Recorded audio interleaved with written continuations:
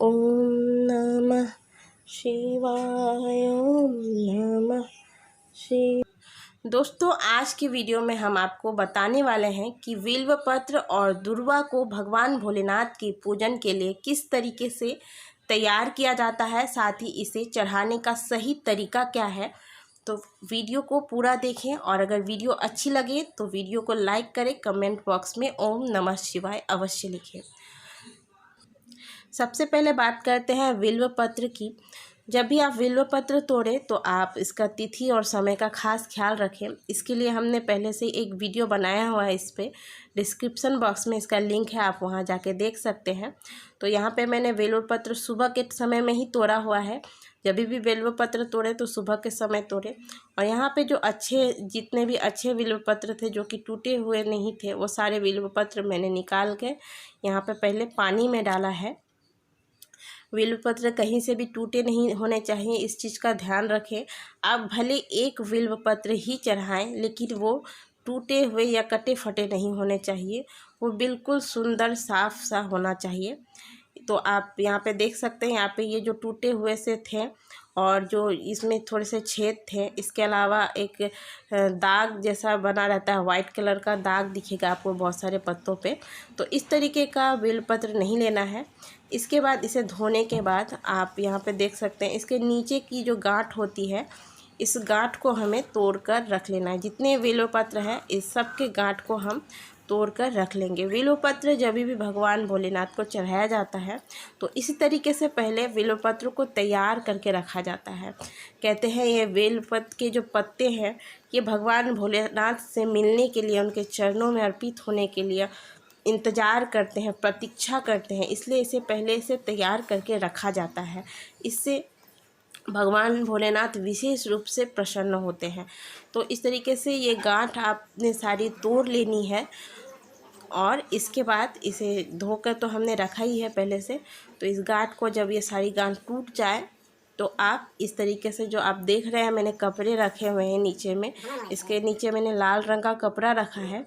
तो इस कपड़े में मैं इसे लपेट कर अच्छे से रख दूँगी और ये जितने दिन तक चल जाए उतने दिन तक आपको इसी तरीके से इसमें रखना है। मतलब आप रख लेंगे तो आप इसका बिल्वपत्र बासी नहीं होता है 6 महीने तक, तो इसका प्रयोग आप दूसरे दिन भी कर सकते हैं। तो इस तरीके से आप रखते हैं तो ये सुरक्षित रहते हैं और आप अगले दिन भी इसका पूजन कर सकते हैं। तो जब भी बिल्वपत्र आप तोड़ के लाए तो इसी तरीके से आप तो हमने बेलपत्र तैयार कर लिया। अब हम दूर्वा तैयार करेंगे। देखिए, दूर्वा और घास में अंतर होता है। ये जो मेरे हाथ में है यह घास है और ये जो अब मैं आपको दिखा रही हूँ यह दूर्वा है। घास में से आपको दूर्वा तैयार करना पड़ता है। बहुत से लोगों को मैं देखती हूँ मंदिर की पूजा की थाल में, मैंने देखा है बहुत से लोगों को कि ये लंबी सी जड़ सहित थोड़े से जड़ भी लगे रहते हैं, इस तरीके से उखाड़ कर ले जाते हैं पूजन में। लेकिन यह एक तरह से, यह आप इसे घास कहिए। इसमें से जो वो ऊपर की 3 या 5 पत्तियां होती हैं, इसे जब आप अलग करते हैं तब यह दूर्वा कहलाता है। तो आप इस तरीके से दूर्वा तैयार करें, ना कि आप पूरा घास ही उखाड़ कर भगवान के पूजा में लगा दें। बेलपत्र जैसे तैयार किया जाता है वैसे ही दूर्वा भी तैयार किया जाता है। तो वही 3 या 5 पत्ती आपके दूर्वा में रहने चाहिए। इसके अलावा शेष के आप बाहर निकाल दें उसको, उसे आप पूजन में शामिल ना करें। तो इस तरीके से हमने दूर्वा तैयार कर लिया है। अब इसे चढ़ाने की भी विधि होती है, वो मैं आपको दिखाती हूँ। अब भोलेनाथ को बेलपत्र चढ़ाएं कैसे, उसका सही विधि क्या है। तो बेलपत्र जब भी पेड़ पे होते हैं ना, तो वो जो चिकना हिस्सा होता है उसका, वह हमेशा नीचे की तरफ होता है।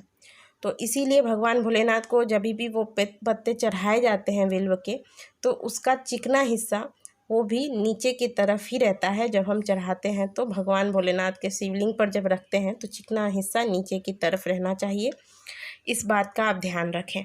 इसके बाद बिल्वपत्र को पकड़ने के लिए आप अंगूठा, अनामिका और मध्यमा उंगली का इस्तेमाल करें। देखिए, जैसे मैंने पकड़ रखा है बिल्कुल ऐसे ही पकड़ना है आपको और इन 3 उंगलियों का इस्तेमाल करते हुए बेलपत्र को आप पकड़ना है और आपको भोलेनाथ के शिवलिंग पर चढ़ाना है। जितने बेलपत्र आप चढ़ाएंगे आपको इसी तरीके से चढ़ाना है। एक एक बेलपत्र आप ऐसे चढ़ाएंगे, ओम नमः शिवाय बोलकर आप चढ़ा देंगे भगवान भोलेनाथ को। आप जितने भी बेलपत्र चढ़ाएं, बेलपत्र चढ़ाने के बाद जल की धार थोड़ी सी अवश्य चढ़ाएं, ये बहुत ही आवश्यक है। कुछ भी चढ़ाने के बाद शिवलिंग पर इसके बाद थोड़ा सा जल अवश्य चढ़ाया जाता है। इसके बाद हम बात करेंगे दुर्वा की। तो जब दुर्वा चढ़ाया जाता है तो बिल्कुल उसी तरीके से अनामिका, मध्यमा और अंगूठी की मदद से आपको पकड़ना है। इसका मुंह जब आप चढ़ाने के लिए आप पकड़ेंगे तो इसका मुंह शिवलिंग की तरफ होना चाहिए, लेकिन जब आप चढ़ाएंगे तो इसको किस तरीके से चढ़ाना आप वीडियो में देखिए। इसका मुंह जब आप चढ़ाएंगे उस वक्त साधक की ओर हो जाना चाहिए, यानी कि आप चढ़ा रहे हैं तो इसका मुंह चढ़ाते वक्त आपकी तरफ होना चाहिए। और बिल्वपत्र या फिर दुर्वा आप जितनी भी संख्या में भगवान भोलेनाथ को चढ़ाते हैं वो आपकी मर्जी है, लेकिन आप जो भी चढ़ाएं एक एक करके चढ़ाएं और चढ़ाने के बाद जल की धार अवश्य चढ़ाएं। जल की धार अवश्य बहुत ही अनिवार्य होता है, कोई भी चीज़ चढ़ाने के बाद शिवलिंग पर जल की धार करनी चाहिए। तो ये था विधि बिल्वपत्र को तोड़ने का, उसे तैयार करने का और भगवान भोलेनाथ को किस तरीके से अर्पण किया जाता है इसका। और साथ ही मैंने आपको दुर्वा के बारे में भी बताया कि दुर्वा कैसे तैयार किया जाता है और कैसे भगवान भोलेनाथ को चढ़ाया जाता है। आशा करते हैं कि दी गई जानकारी आपको अच्छी लगी हो। अगर वीडियो अच्छी लगी हो तो प्लीज़ वीडियो को लाइक करें और कमेंट बॉक्स में ओम नमः शिवाय ज़रूर लिखें। मिलते हैं आपसे अगले वीडियो में कुछ और जानकारी के साथ। तब तक के लिए ओम नमः शिवाय।